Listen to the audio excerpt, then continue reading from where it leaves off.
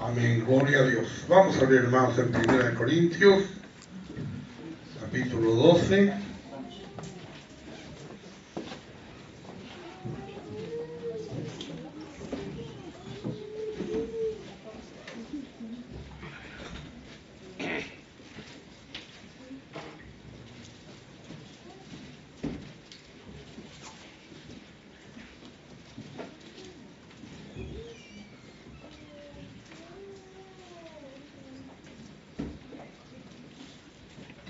En 1 Corintios, capítulo 12, y vamos a leer del 1 al 11. Amén. Dice: no quiero, hermanos, que ignoréis acerca de los dones espirituales. Sabéis que cuando erais gentiles, se os extraviaba almacenados como se os llevaba a los ídolos mudos. Por tanto, os hago saber que nadie que hable por el Espíritu de Dios llama anatema a Jesús, y nadie puede llamar a Jesús Señor sino por el Espíritu Santo. Ahora bien, hay diversidad de dones, pero el Espíritu es el mismo. Y hay diversidad de ministerios, pero el Señor es el mismo. Y hay diversidad de relaciones, pero Dios las hace todas es el mismo. Pero a cada uno le es dada la manifestación del Espíritu para provecho.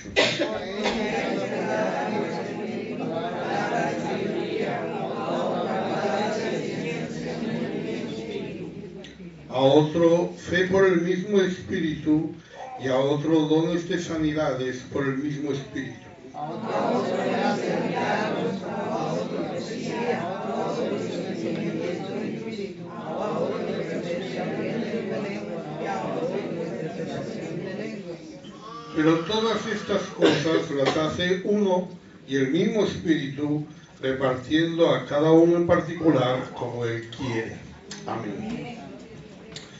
Bien, estamos hablando del discernimiento de espíritus, un don de revelación, un don como el de sabiduría y el de ciencia, que revela cosas que no podemos conocer por medios humanos, y por lo tanto cosas que debemos escuchar de parte de Dios. Son dones que nos revelan cosas. Definimos la palabra discernimiento de acuerdo con el origen griego como la opinión judicial, es decir, el concepto que ha pasado a través de un juicio. Cuando uno elige o escoge o discierne, decimos que lo habíamos visto solamente en otros dos textos en la Biblia. En Hebreos habla de discernir entre el bien y el mal, en Romanos de no contender sobre opiniones. Es decir, es aquella opinión judicial, aquella opinión que usted se forma después de un juicio, en su mente, conforme a lo que usted sabe o conoce. Decíamos, no es lo mismo ver que discernir, ¿verdad?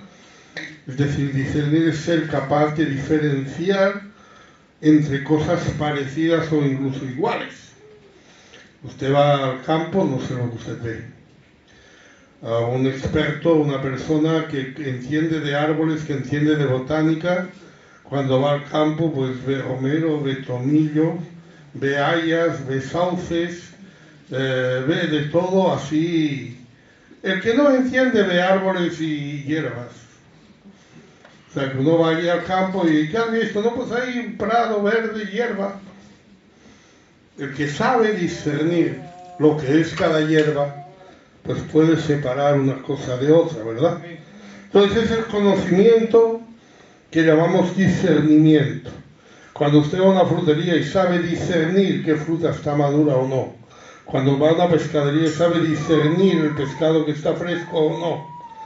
Porque usted se hace un juicio, se hace una opinión, pero no una opinión porque sí, sino por un juicio, por unas cosas que usted sabe. Entonces esa es la palabra discernimiento en griego. La palabra espíritu ya dijimos que se aplica al aliento, se aplica al espíritu, se aplica a lo espiritual y se aplica también al viento, significa corriente de aire.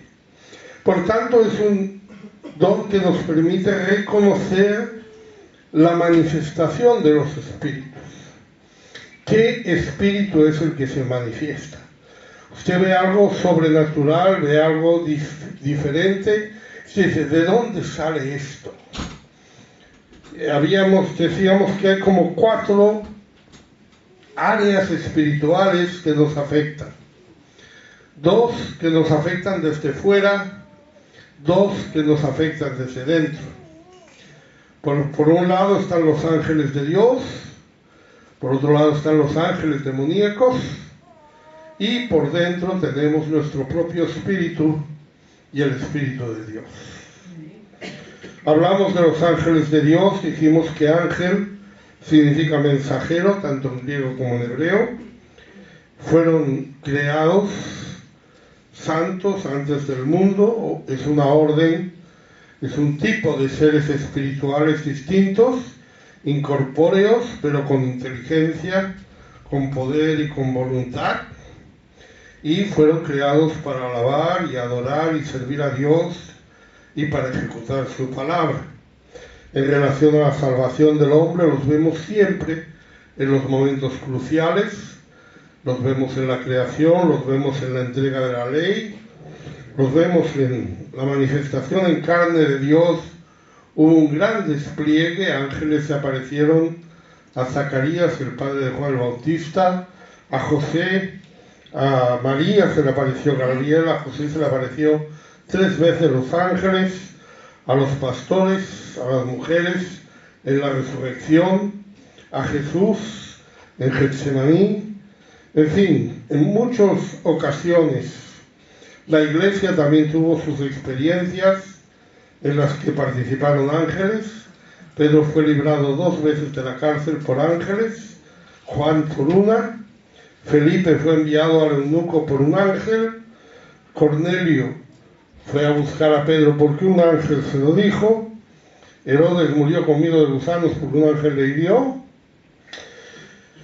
y Pablo en el naufragio supo tener aliento porque un ángel le alentó. En el futuro sabemos que en el rapto de la iglesia sonará una voz de arcángel, y que cuando el Señor venga a reinar, los ángeles vienen con él, y en el juicio apartarán los malos de los justos. Los ángeles se interesan por la salvación del hombre, son parte interesada en la obra de la iglesia. Aquí me han salido unas hojas en blanco. Problema de impresora. Bien. Decíamos que se interesa en el progreso de la iglesia.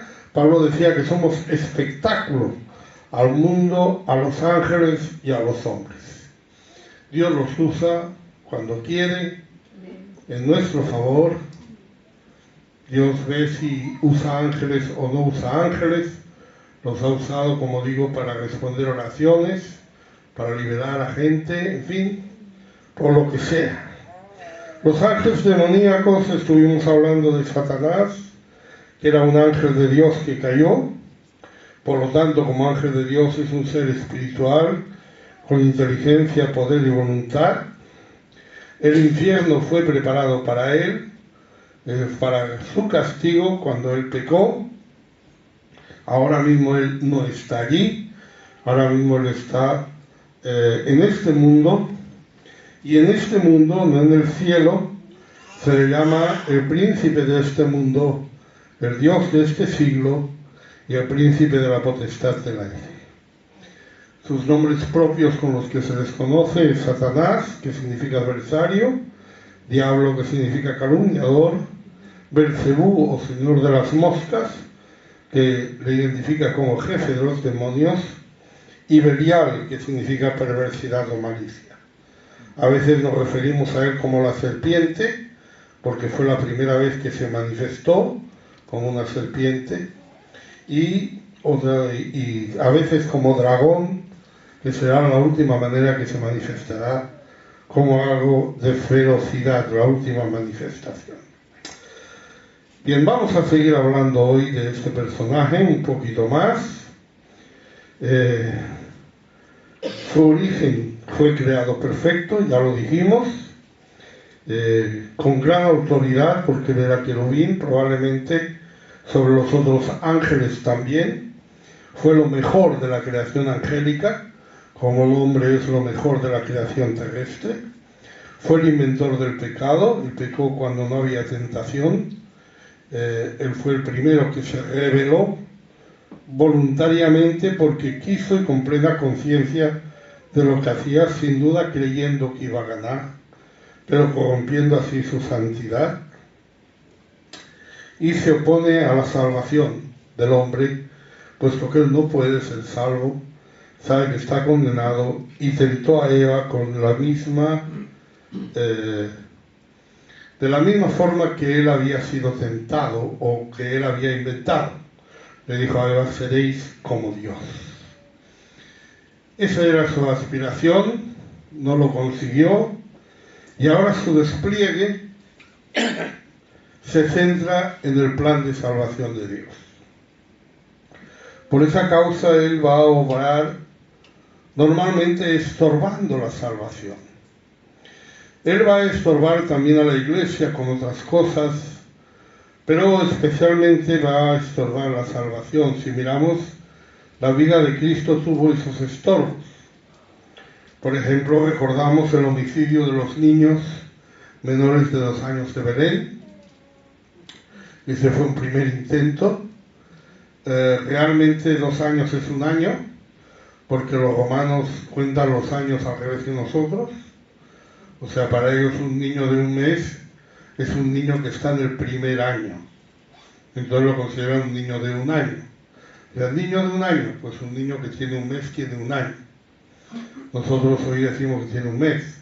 Para ellos es 1 año. Entonces un niño de 2 años es el niño que está entre 1 año y 2 años. No el que está entre 2 años y 3 años. La manera romana de contar es diferente.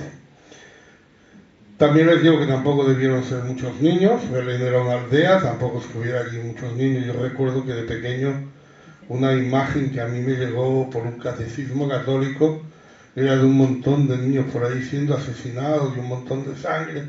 Yo decía: qué horror, pero realmente tampoco es que fueran muchos, lo cual no quita la gravedad del hecho, pero sí, para que tengamos una idea clara, estamos hablando de la aldea de Belén, no estamos hablando de un lugar donde hubiera muchos habitantes. No sabemos cuántos niños había, ni tenemos idea, pero todos los niños de 2 años para abajo fueron asesinados. También en las tentaciones del desierto, recordamos ese momento en que él fue tentado. La tentación siempre tiene 2 facetas. Para nosotros también tiene las 2 facetas. Pero la tentación, primero que todo, comprueba la fidelidad que tenemos a Dios. La tentación lo que hace es intentar que usted le falle a Dios. Y la segunda también, incitar a que usted peque. Es decir, ambas cosas están allí. La tentación en el desierto, que todos conocemos, nos habla de esas áreas en las que el diablo trabaja y en las que el Señor fue tentado. Primero, el diablo trata de hacerle sentir independiente. El seréis como Dios. Trata de que usted crea que puede hacer lo que quiere y no lo que Dios le pide, que usted siempre puede desobedecer y puede hacer lo que a usted le apetezca porque puede. Si usted puede hacer algo, el diablo dirá: hágalo, sin parar a pensar si esa es la voluntad de Dios o no. Esa fue la primera tentación que tuvo el Señor. El diablo le dijo que convirtiera las piedras en pan. No hay ningún pecado en eso. Nadie peca por convertir piedras en pan, aparte que nadie puede hacerlo.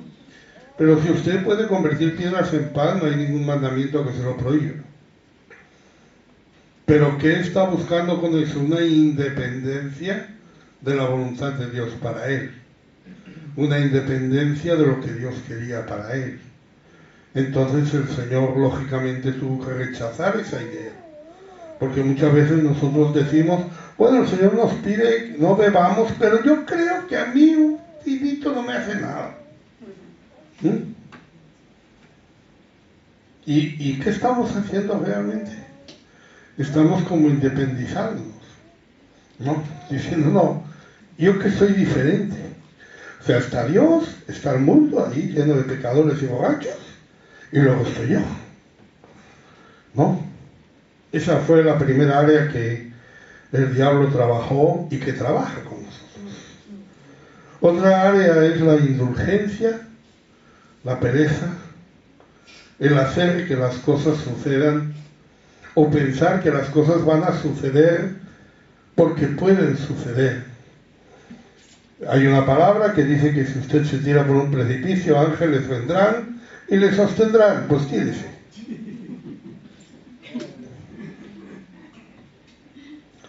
Bueno, se lo voy a poner de otra manera. Hay una palabra que dice que si usted fornica puede arrepentirse y ser perdonado. Pues fornique. Ahí cayeron más.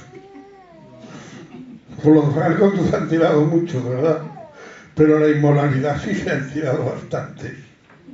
Pero la idea es la misma, ¿verdad? O sea, que no pasa nada, incluso tienes promesas por ahí, incluso es posible. Entonces tú no tienes que ser tan estricto, no tienes que ser tan fanático, no tienes que andar tan recto, ¿verdad? Puedes conseguir las cosas de otra manera. Y la última cosa, evidentemente, era la idolatría. Cuando le pidió que la adorara a él, y seguramente nadie aquí va a adorar a Satanás, pero sí que de pronto adoramos cosas de este mundo, nos comprometemos con cosas de este mundo. Yo siempre cito que si de pronto a usted una hija le viene ahí con una camiseta con la imagen del cantante de moda, todo el mundo se le echa encima, le dice, ¡ay, eso es idolatría, eso no se puede hacer! Pero luego el papá va con una camiseta de su equipo de fútbol con un nombre también, que es su ídolo. Por eso se gastó el dinero para llevar su nombre, porque es su ídolo. Cuidado con la idolatría. También vemos la acción del Señor en la vida de Jesús, en la traición de Judas, y también en las palabras de Pedro que trataron de convencerle para que no fuera a la cruz. Para el inconverso, como no es omnipresente, pues él usa sus secuaces, evidentemente, lo que hace es llenar el entendimiento del hombre con mentiras. Y mediante religiones falsas, mediante filosofías, hasta el ocultismo, mismo que lo peor, ¿no? Entonces él gobierna el mundo en esa dirección. En 2 Corintios 4:4,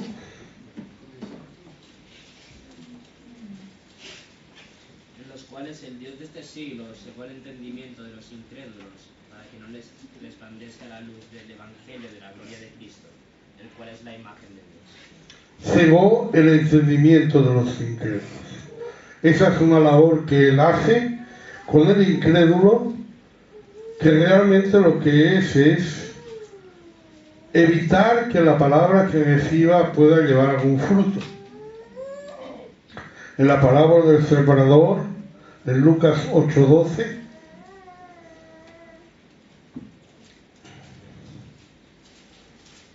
y los de junto el camino son los que oyen, y luego viene el diablo y quita de su corazón la palabra, para que no crean y se salven. Oyen, pero después quita de su corazón la palabra. De esa manera consigue que, aunque hay gente que está oyendo la palabra y que la está oyendo a menudo incluso, no se convierta ni se salve. Esa es la astucia, ¿verdad? Porque siempre uno dice, no, pero yo estoy escuchando, yo estoy bien, a mí me gusta, pero no logra la salvación porque no pueden obedecer. Y esa es una labor que la hace bastante bien. Con el creyente las cosas son diferentes.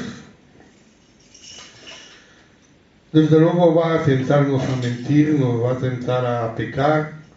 Recordamos que desde Eva hasta Ananías, pues, que le invitó a mentir al Espíritu Santo, pues él está actuando en ese sentido. Hay una parte bastante dura hoy en día todavía con la familia. Está tratando de destruir la familia, mueve la inmoralidad. En 1 Corintios 7:5.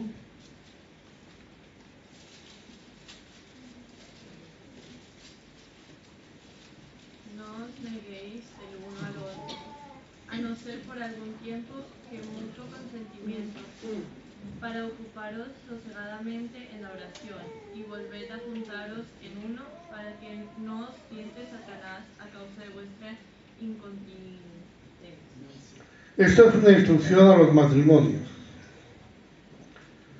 Está diciendo que los matrimonios, en algún momento, si lo desean, pueden negarse el uno al otro, pero si no, no. Y si lo hacen, tiene que ser para dedicarse a la oración. No decir, no, vamos a estar separados, como dicen ahora, un tiempo. Vamos a separar un tiempo para pensar, vamos a ver qué hacemos. No. Separarse, si acaso, para orar. Si acaso, para tener unos tiempos de comunión con Dios, pero no para irse por ahí de paseo. ¿Ah? Y hacerlo poco tiempo, porque hay incontinencia. Más todos los que nos casamos, yo también me he casado, somos incontinentes. Es así, si no nos hubiéramos casado, ¿verdad? Nos hubieran quedado solteros. Pero necesitamos. Entonces, si usted le priva a su esposo de eso, o a su esposa, pues usted sabe que a causa de la incontinencia, el diablo va a poder entrar ahí. Está bien, se ponen de acuerdo, vamos a estar un tiempo, el que usted vea un ayuno, lo que sea, bien, pero no mucho tiempo. ¿Ah? Porque el diablo quiere destruir familias, quiere meterse en medio siempre. Otra cosa que el diablo usa es la cesión ante las presiones de la sociedad, las persecuciones, los insultos, cuando uno es presionado por el mundo para que desobedezca, la hipocresía para ocultar nuestros pecados, para tener que la gente tenga una buena opinión de nosotros, incluso en la iglesia. Eso fue lo que sucedió con Ananías y Zafira. Ellos querían tener prestigio en la iglesia cuando vieron que otros estaban entregando todo lo que ganaban por la venta de sus propiedades y lo entregaban a la iglesia. Dijeron, nosotros también queremos tener ese prestigio, también queremos que la gente vea que nosotros damos todo lo que ganamos para el Señor, pero no lo dieron todo. No era necesaria la hipocresía. No es necesaria la hipocresía. Nosotros le queremos igual aunque sea pecador. No hay problema. Estamos aquí para eso. Esto está abierto para pecadores. ¿Ah? No hay problema. Usted tiene debilidades, no tiene que disimularlas. No se preocupe. Tampoco es que tenga que decírnoslas. Pero no haga hipocresías, ¿no? Delante de Dios Él es el acusador. Y no solo delante de Dios. También le gusta acusarnos en nuestras conciencias. Le gusta hacernos sentir mal. En 2 Corintios 2, del 5 al 11, vemos un caso de incesto que sucedió en la iglesia de Corinto.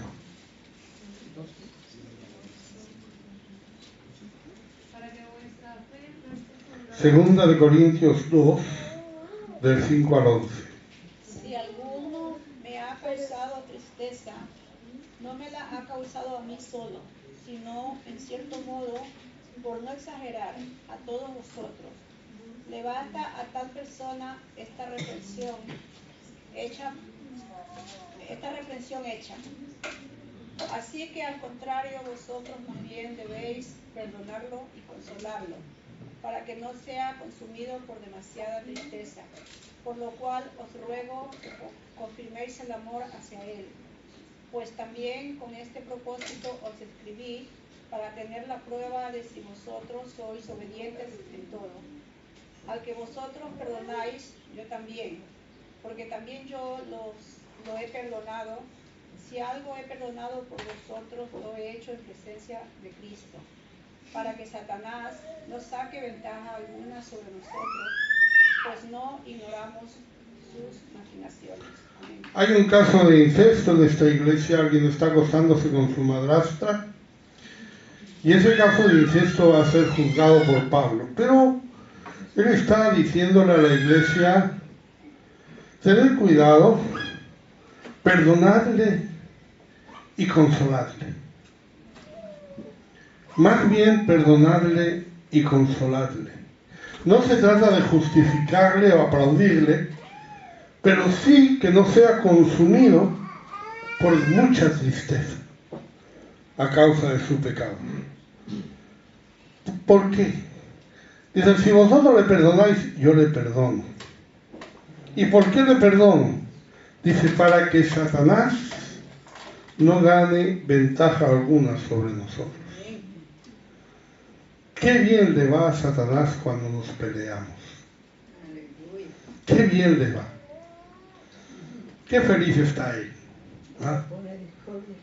Cuando hay discordias, cuando hay problemas, cuando un hermano no perdona a otro. ¿Cuántas veces eso ha sido causa de que alguien no venga a la iglesia? ¿Cuántas veces ha sido causa de que alguien se vaya al mundo? Esas son estrategias, hermano, maquinaciones. No podemos ignorarlas. La iglesia primitiva tenía unas normas, tenía unas leyes muy curiosas, me parecen incluso tajantes. Por ejemplo, respecto a las viudas, en un tiempo que las viudas siempre tenían que estar protegidas, tenían que estar cuidadas. En 1 Timoteo 5, 14 y 15. Quiero pues que las viudas jóvenes se casen, críen hijos, gobiernen su casa, que no den al adversario ninguna ocasión de maldicencia, porque ya algunas se han apartado en pos de Satanás. Dice, las viudas jóvenes que se casen. No se queden mucho tiempo así, por lo mismo que hablamos antes, hermano. Hay incontinencia, el enemigo toma ventaja. Fíjese, esa es la actitud del enemigo, eso es lo que el enemigo está haciendo. Eso es lo que el enemigo hace. En la iglesia el enemigo lo que quiere es... Bueno, en la iglesia el enemigo no tiene tanto interés en que usted peque o no peque. ¿Sabe? Porque el enemigo sabe que usted peca y Dios le perdona. Pero el enemigo puede conseguir que usted cometa fornicación, y lo que busca con eso no es que usted cometa fornicación, es tener un arma para acusarle, tener un arma para entristecerle, tener un arma para destruirle. Porque él sabe perfectamente que si usted comete un pecado que no quiere cometer, usted va a pedir perdón y Dios le va a perdonar. Entonces no va a perder el tiempo con eso, ¿no? ¿Para qué? Pero sí da una oportunidad en la vida personal, por causa de nuestra incontinencia, por causa de algo que seguiremos hablando después. Pero el diablo está usando eso. En la iglesia, su mayor interés es que el evangelio no progrese, que la palabra no corra. En 1 Tesalonicenses 2:18. Por lo cual quisimos ir a vosotros, yo Pablo, ciertamente, una y otra vez, pero Satanás nos estorbó. De alguna manera el enemigo trata de estorbar y estorba la extensión del evangelio a veces. No consigue pararla porque eso no se puede parar, no hay Dios ni hombre que lo pare, pero realmente él lo intenta, es su interés, él tiene interés en eso. Y el otro interés, evidentemente, puesto que sabe que no lo puede parar, es la corrupción de los ministros. En 2 Timoteo 3:5,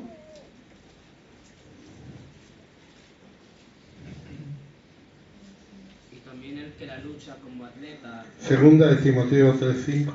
Que tendrá apariencia de piedad, pero negará la eficacia de ella, a estos evita. Apariencia de piedad. gente que se presenta como gente piadosa, gente conocedora de la palabra, gente que habla bien, gente que tiene buen carácter, gente que está siendo usada para corromper la iglesia.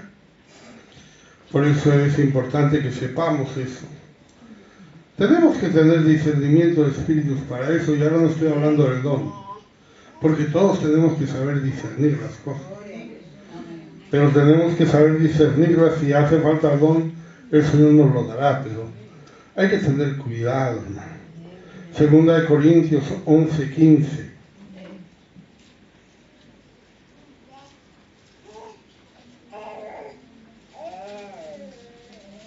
Así que no es extraño si también sus ministros se disfrazan como ministros de justicia, cuyo fin será conforme a sus obras.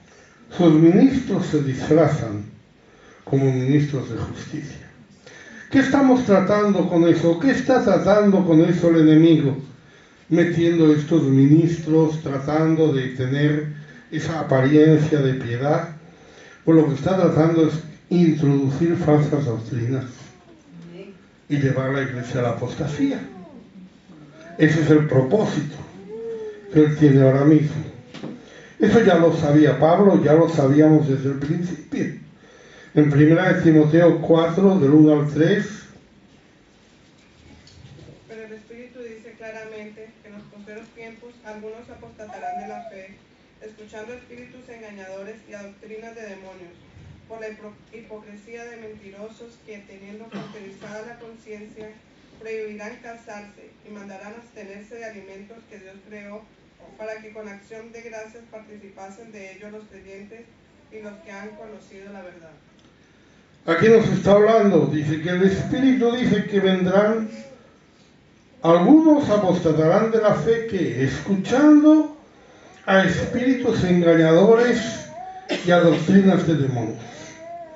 Estos espíritus engañadores no se le acercan a usted diciéndole buenos días, yo soy un espíritu engañador, quiero enseñarle una doctrina de demonios. No es así como se acercan. Todo lo contrario. Yo soy un pastor, yo soy un maestro, yo soy un evangelista. El Señor me ha enviado a llevar la palabra, el Señor me ha mostrado una revelación que yo tengo que contarle, tengo que hablarle, porque las iglesias hoy en día están corrompidas y el Señor me ha enviado a mí para que yo le hable, tal y cual. Todo eso, ¿qué hace que algunos apostaten de la fe? Porque prestan escucha a esas cosas.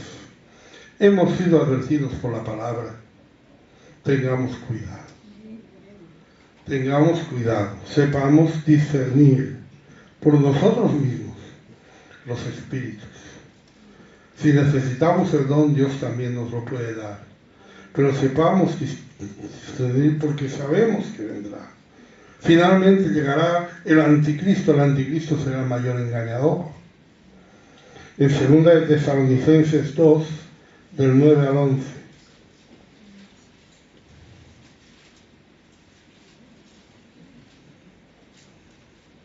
Inicuo cuyo advenimiento es por obra de Satanás, con gran poder y señales y prodigios mentirosos, y con todo engaño de iniquidad para los que se pierden, por cuanto no recibieron el amor de la verdad para ser salvos. Por esto Dios les envía un poder engañoso, para que crean la mentira. Ustedes saben, el anticristo llega después de que la iglesia sea arrebatada, por lo tanto él no va a engañar a la iglesia, pero sí es verdad que él va a venir en engaño y va a engañar a aquellos que no se han convertido, que no recibieron, dice aquí, a mí me gusta esta parte, no recibieron el amor de la verdad para ser salvos. No recibieron el amor de la verdad. Cuando uno no quiere seguir la verdad, uno está expuesto a seguir cualquier error. Y esos errores van a estar refrendados. Esos errores van a estar comprobados. Esos errores van a ser aplaudidos. Porque van a llegar con poder. Van a llegar con señales. Van a llegar con prodigios. Eso es algo que la gente siempre lo da como lo más grande. Pero más grande que eso es la verdad. Más grande que eso es la verdad. Y ahí está ese peligro. Si usted ve películas, escucha cosas de gente que después que el Señor viene y salva, ya le digo que no. No va a ser así. No va a haber una segunda oportunidad. Porque aceptarán esos prodigios, esas señales. En ese caso, Satanás se va a desplegar de tal manera que va a ser irresistible para el hombre no creyente. Bien, hemos hablado un poquito de Satanás, ¿verdad? Pero evidentemente decía que Satanás no es omnipresente, no está en todas partes, él obra a través de los demonios. Él es el jefe, ¿no? Él es el que está ahí. Los demonios existen, son activos en todo el mundo. Todos los escritores del Nuevo Testamento, excepto Hebreos, los mencionan. Y son mencionados en más de 100 referencias. Son los ángeles que apoyaron a Satanás en su rebelión contra Dios y ahora son súbditos de Satanás para los propósitos que ya hemos visto que tiene Satanás. En Mateo 12:24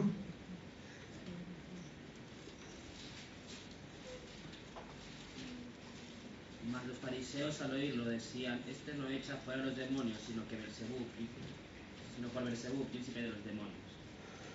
Evidentemente él, como dijimos ya, él puede hacer que una persona esté endemoniada y puede ser que una persona deje de estar endemoniada si eso sirviera a sus propósitos.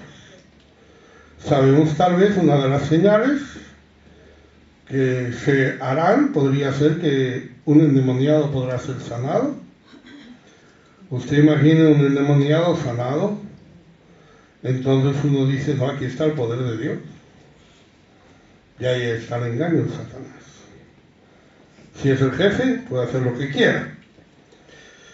Los demonios, por tanto, son ángeles y tienen sus características: inteligencia, poder y voluntad. Son seres espirituales, son limitados, no están en todas partes, no pueden hacerlo todo, pero como hay gran cantidad, pues parece que están por todos lados, dan la impresión de que lo saben todo. Ellos reconocieron a Cristo cuando vino a la tierra, fueron conscientes de quién era el Señor. En Marcos 1, 23 y 24,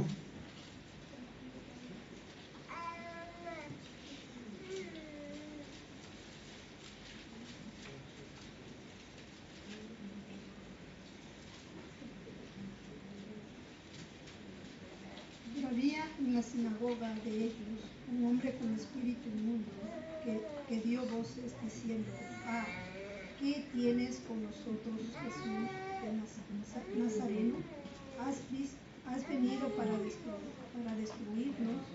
Sé que eres el Santo de Dios. este espíritu inmundo sabía que Jesús era el Santo de Dios, el Mesías. Pero fíjense cómo se dedica a él, para que se dé cuenta del conocimiento que tienen los demonios. Él le dice: ¿qué tienes con nosotros?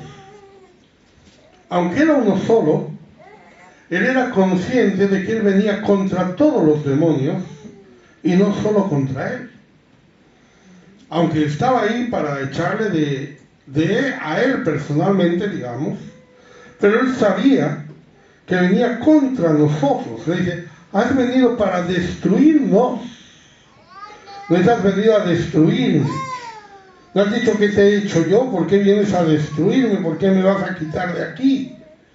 Sino es consciente de que está ante aquel que va a hacer lo mismo con todos los demonios. Le dice: yo sé quién es. Lo sé. No son ignorantes de esto. También vemos en Mateo 8, 28 y 29.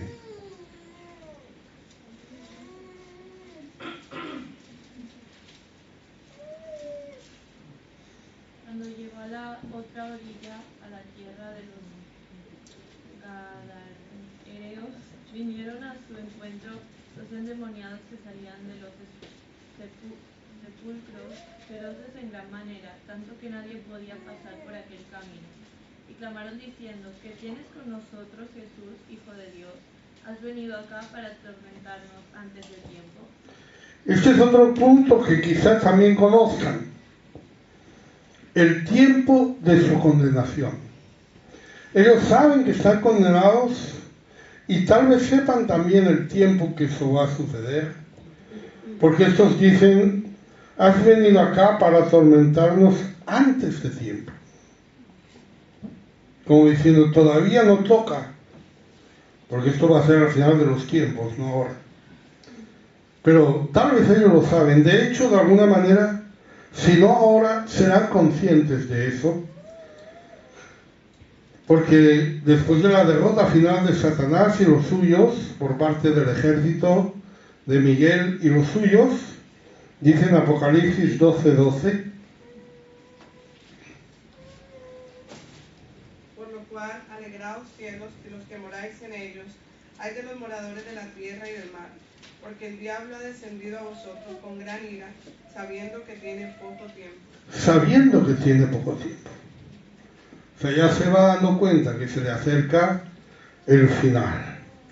Mientras tanto están activos, se les llama demonios, se les llama espíritus inmundos, se les llama espíritus malos, se les llama huestes espirituales de maldad.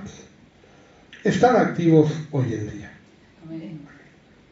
No tenga miedo de ellos, para nada. Pero sí tenemos que conocer las artimañas de ellos.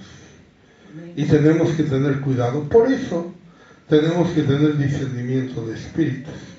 Un discernimiento natural.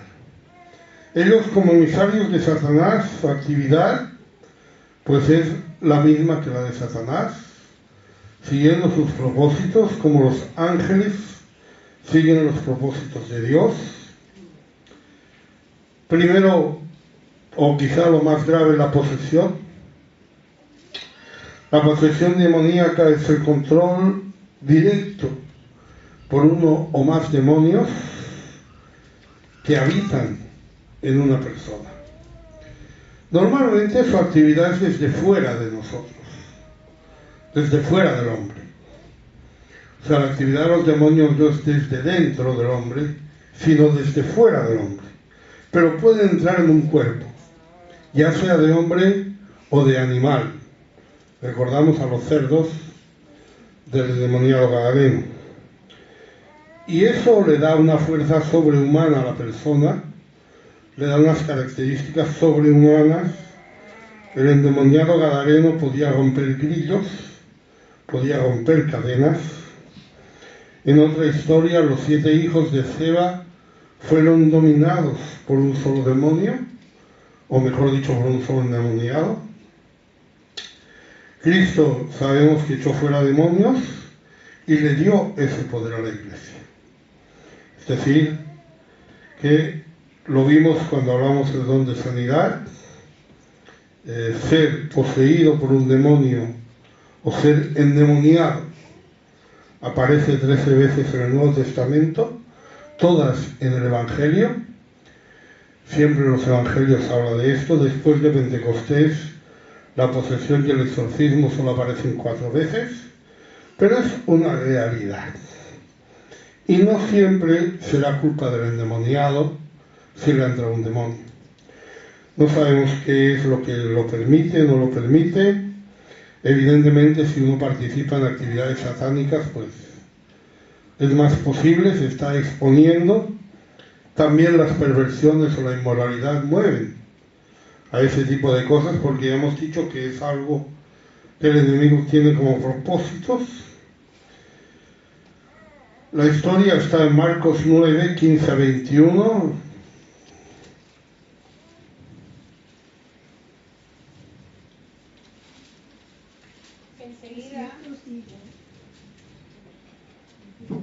Enseguida toda la gente viéndolo se asombró y corriendo a él lo saludaron. No, Marcos 9, perdón, 17 a 21. Yo estaba, vale. Respondiendo uno de la multitud dijo: Maestro, traje aquí mi hijo que tiene un espíritu mudo, el cual donde quiera que lo toma lo sacude, echa espumarajos, cruje los dientes y se va secando.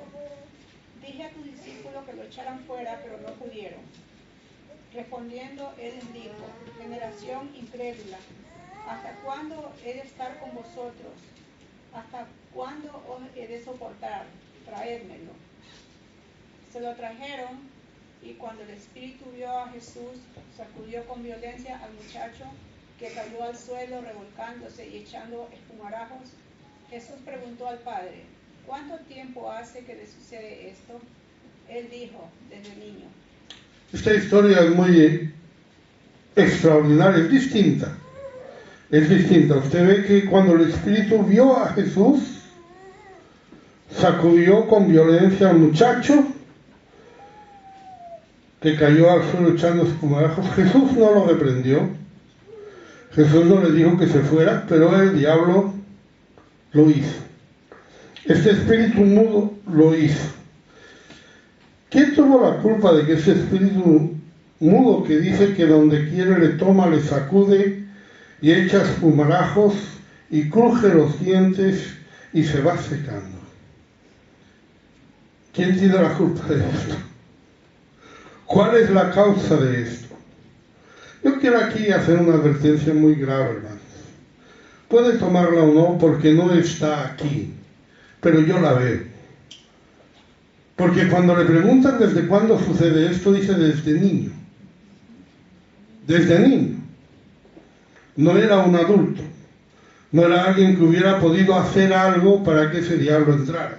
No era alguien que pudiera tener la culpa. Sin embargo, ¿quién tendría la culpa?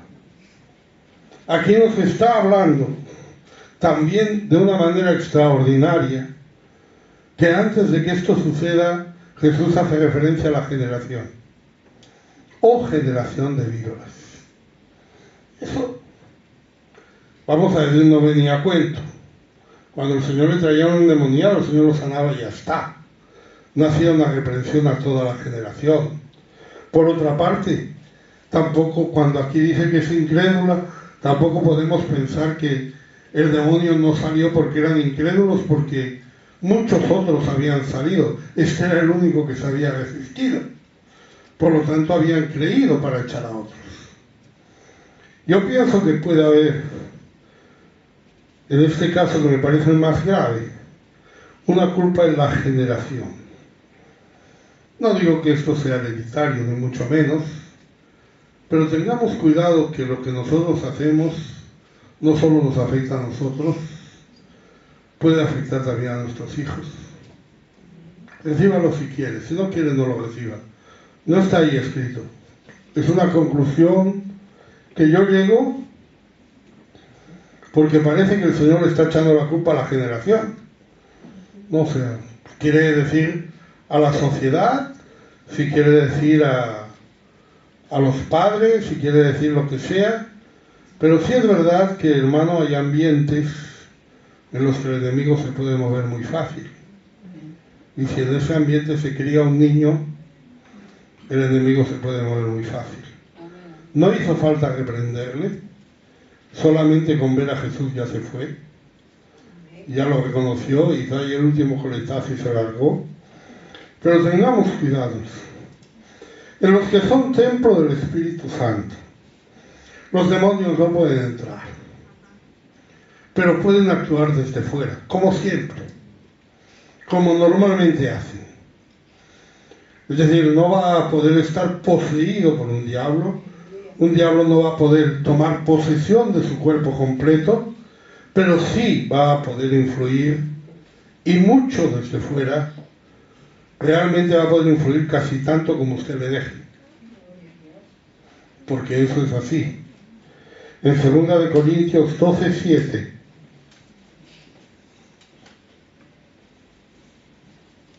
Y para que la grandeza de las revelaciones no me exaltase desmedidamente, me fue dado un aguijón en mi carne, un mensajero de Satanás que me abofeté para que no me enaltezca sobremanera. Pablo habla de ese mensajero de Satanás que le abofeteaba, evidentemente desde fuera. Pablo no era un endemoniado, ¿ah? Pero pueden actuar desde fuera, ¿ah? Pueden actuar, si Dios lo permite, pueden hacerlo, si usted lo permite, pueden hacerlo. O sea, no estamos libres, no podemos decir, no, yo tengo el Espíritu Santo, a mí no me tocan. No, si le deja, sí que le tocan. Si le deja, sí que le tocan.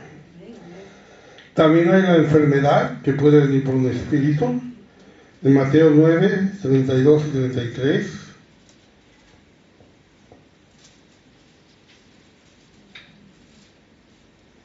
Mientras salían ellos, he aquí, le trajeron un mudo endemoniado, y echado fuera el demonio, el mudo habló. Y la gente se maravillaba y decía, nunca se ha visto cosa semejante en Israel. Un demonio que le hacía estar mudo. No sabemos en qué manera, pero mientras trajeron un mudo endemoniado y echando fuera al demonio, el mudo habló. Es decir, que la mudez era debida al demonio, precisamente. Así pues tenemos la actividad de los demonios y también, como hemos dicho, el desarrollo de doctrinas falsas. Importante este punto. Los demonios conocen el plan de salvación, conocen la verdad.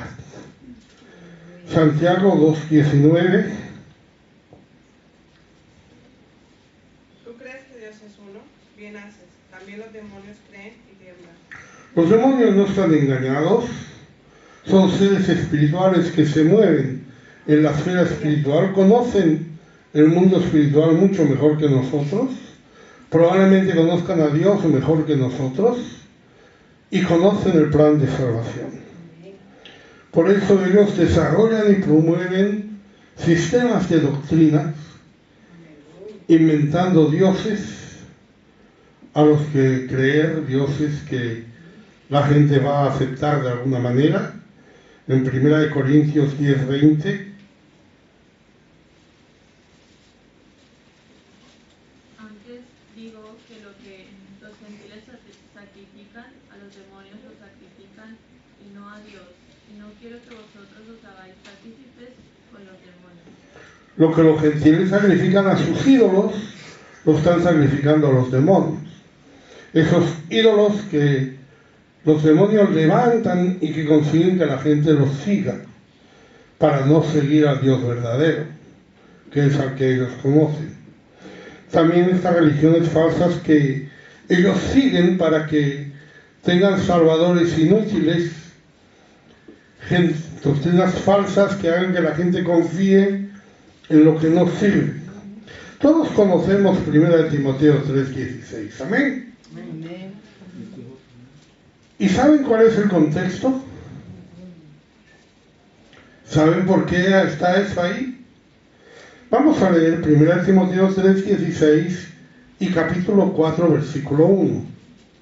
Porque ahí nos han cortado el capítulo y nos han dejado sin la lectura. Este grande es el misterio de la piedad. Dios fue manifestado en carne y se manifestó en espíritu.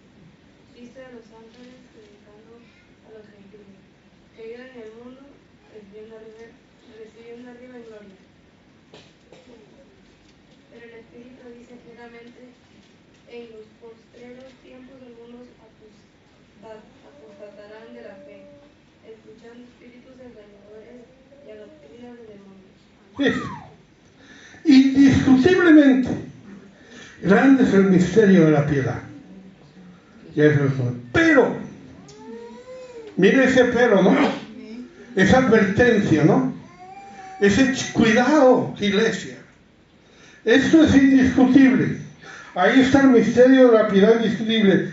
Pero el Espíritu dice claramente que vendrán doctrinas de demonios. 1 Timoteo 3:16 está ahí para que usted tenga clara la doctrina verdadera. Porque vienen doctrinas de demonios. Y eso es lo que estaba haciendo Pablo. Nosotros tenemos ahí un cambio de capítulo que hace que usted acabe de leer siempre ahí. Y luego otro día empieza en otra lectura. Pero hermano, cuando usted lo lee seguido, usted se da cuenta la grandeza de esto. Si lo que Pablo les está diciendo, esto es la verdad, pero aunque esto sea la verdad, van a llegar doctrinas de demonios. Y eso hay que saberlo, y hay que tenerlo en cuenta. Primera de Juan 4, del 1 al 3. Amados, no creáis a todo espíritu, sino probad los espíritus si son de Dios, porque muchos falsos profetas han salido por el mundo. En esto conoced el Espíritu de Dios. Todo espíritu que confiesa que Jesucristo ha venido en carne es de Dios. Y todo espíritu que no confiesa que Jesucristo ha venido en carne no es de Dios. Y este es el espíritu del anticristo, el cual vosotros habéis oído que viene, y que ahora ya está en el mundo. Juan está escribiendo a una iglesia que está siendo atacada por gente que pensaba que Jesús no era de carne. La doctrina gnóstica enseñaba que todo lo espiritual es bueno y todo lo carnal es malo. Entonces ellos decían, si Jesús fue carne, no podía ser bueno. Entonces Jesús debía ser un espíritu, debía ser una apariencia, debía ser como un espectro, como algo que usted ve, pero que realmente no existe. Y por esa causa la prueba que les da Juan es: todo espíritu que no confiesa que Jesucristo ha venido en carne no es de Dios. Pero fíjese lo que dice: no creáis a todo espíritu, sino probad los espíritus si son de Dios. Es una responsabilidad nuestra, hermano, discernir los espíritus. No le estoy hablando del don, porque eso se manifiesta cuando Dios quiere y en quien Dios quiere. Pero todos nosotros tenemos material en la Escritura. Tenemos el Espíritu que fue el que inspiró la Escritura. Tenemos la verdad para poder probar los espíritus. Porque nosotros sabemos que no vamos a ver al anticristo. Sabemos que el anticristo se manifestará después de que la iglesia sea arrebatada. Pero el espíritu del anticristo que ha de venir ya está en el mundo.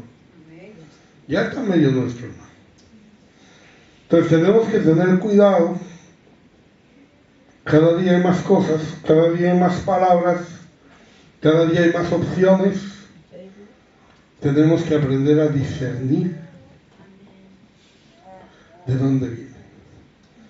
En la Biblia hay una historia que a mí siempre me ha llamado mucho la atención. Ezequías fue un rey que pidió 15 años más, pidió más vida. El Señor le dijo, vas a morir. Él dijo, no quiero morir. Y el Señor le dijo, te voy a dar 15 años más de vida. En esos 15 años sucedió algo muy interesante. Algunos de Babilonia vinieron porque se enteraron de que había estado muy enfermo y se había sanado. Vinieron de Babilonia, que Babilonia entonces no era nada, era un pueblo. O sea, no era el imperio babilónico, ni nada por el estilo. Todavía no era tan conocido, era un pueblo cualquiera. Vinieron de Babilonia. Vinieron allí, saludaron a Ezequías, le dijeron, nos hemos enterado, venimos a darte la enhorabuena. Ezequías no les testificó, no les dijo Dios me sanó o Dios me ha regalado vida, sino que él presumió de todo lo que tenía. Cogió a esta gente, se la llevó, que vieron los tesoros de la casa real, que vieron los tesoros del templo, que vieron la grandeza de su reino, que realmente era mucha. Fue un gran rey, por otra parte. Él les enseñó todo. Bueno, ¿qué hay de malo en eso? Bien. Pero entonces viene Isaías y le dice al rey, estos hombres, ¿quiénes son y de dónde han venido? Fíjense, ¿quiénes son y de dónde han venido? Van llegando doctrinas. ¿De dónde vienen? ¿Quién las trae?